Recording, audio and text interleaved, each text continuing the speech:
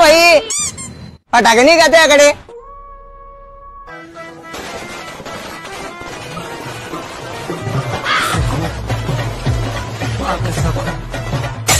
कपडे ना अंगावर धोंड्याच्या महिन्यामध्ये माझ्या माईने घेतले लुक काय तो फटाके घ्यायला पाहिजे नसेल त्याच्याकडे माझ्या घरी जावडा मोठा फटाका आहे मी काय फटाके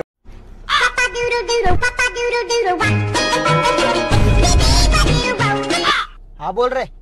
हा पाहुणा गोट्या बोलतोय हा बोल साल्या पाहुणा गाय देताय का सांगू का मा बहिणीले नाव अरे गाईने दिली रे प्रेमानं बोलला मी तुला फोन का बरं करला ते सांग अरे ते मला नवीन गाडी घेणे होते ना म्हणून करला फोन अरे हो बिनाकली ढोर पैसे जास्त झाले का नवीन काबरा घेतोय मग अरे बुकणार आहे मी काय बोलू पैसे मला थोडी देणे तुम्हाला देणे म्हणजे ताई बोलली मले पैसे तू नको देजो त्या पाहुण्याकडून घेजो साली ती मन काही कोटीनी आहे बायकोचा भाऊ बाळ खाऊ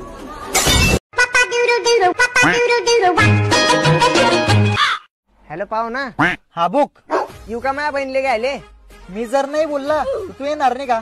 येईन मी तरी पण नक्काच झक मारायला विचारतोय का मग ते भाड्याचे पैसे टाकी द्या ना अरे भाड्या त्याकडे भाड्याचे पैसे बी नाही का पाहुणा अजून मी कामाकुडी करतो अरे नासपाड्या तू तुले कोण ठेवीन कामावर आणि तसं पण तू आणि त्या पुरा परिवार भिकारी धंदे काय सोडणार नाही तुम्ही हसतो काय ये लवकर गिजा त्या बहिणीले ते तर घेजेन मी पण एका शर्तवर काय तुम्हाला माझ्यासाठी आणि माझ्या बहिणीसाठी 2 शब्द प्रेमाचे बोलणे पडते हे घे ऐक मग मला एक सांग भूक लागली की जीव कसा करतो काहीतरी खाऊ खाऊ भूक लागली की जीव कसा करतो काहीतरी खाऊ खाऊ तसंच बायको माझी माऊ आणि साला निघाला भाड खाऊ दादा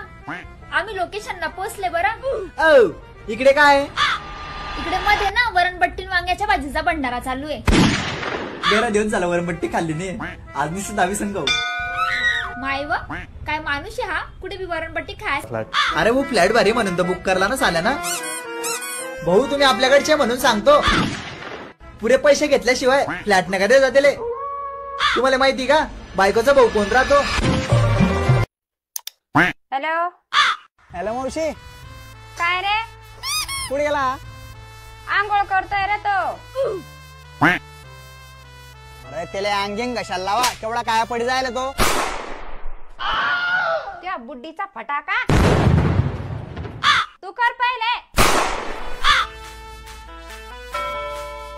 तुले पैसे डुकरा बी तर पैसा का रे